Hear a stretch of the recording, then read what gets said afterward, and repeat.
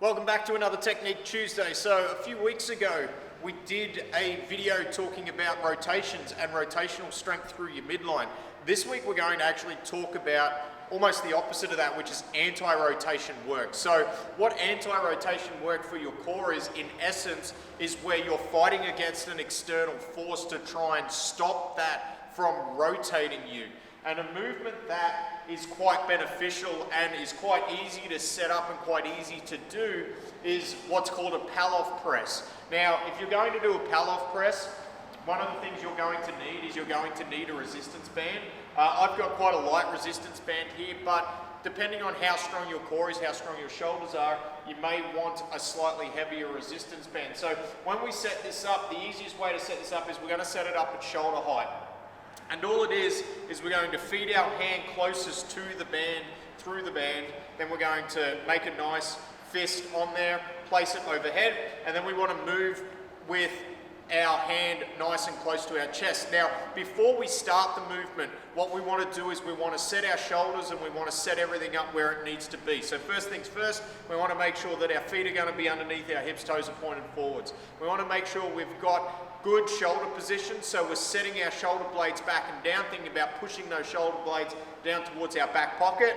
Then from there, what we'll do, we're going to move away from the band and take up the slack off the band. Obviously, the further away from where the band is anchored, the more resistance you're going to have on there, but we want to keep that nice and close to our chest. And then from here, keeping those toes pointed forwards, okay, soft knees, hips back a little bit. All I'm going to do is I'm just going to press straight out, keeping those arms extended, and then bring it back. So what I'm doing here is I'm fighting against the force that the band's creating to turn my shoulders back towards it.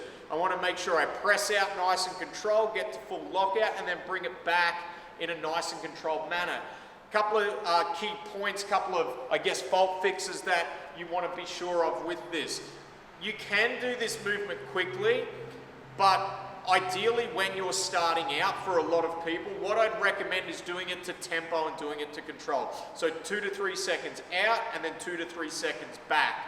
When you do it, the other thing that people tend to do a lot of, because it's an upper body movement, is if the resistance is too much, people will shrug up and they'll internally rotate. We want to make sure we've got that good posture, keeping those shoulders in that good position while we press out and press back. I'd usually prescribe anywhere from about 8 to 15 reps on one side, and then you'll change over and you'll do the same thing on the other side. But the big key and the big point is, with this anti-rotation work, we're trying to almost fight against the force that the band is producing as we press out and as we bring it back. And as that band gets further away from our body, we're going to be fighting more force, and we want to try and keep everything nice and square as we do it. So that's a little bit of anti-rotation work, which is almost the inverse to the rotation, the med ball rotations that we did a few weeks ago.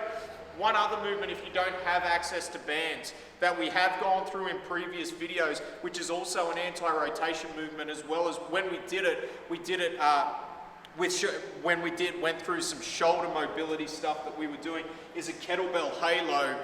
And you can do this, and this is also anti-rotation work for your core as well, because as we move that halo around our head, the force, the centripetal force, there's a big word for you, that it's going to create is the force that we're fighting against. So it's a slightly different anti-rotation movement compared to that Paloff press. So if you need more tips on how to do that, or how to do that kettlebell halo, you'll be able to find them in our previous video that we did working on those bulletproof shoulders.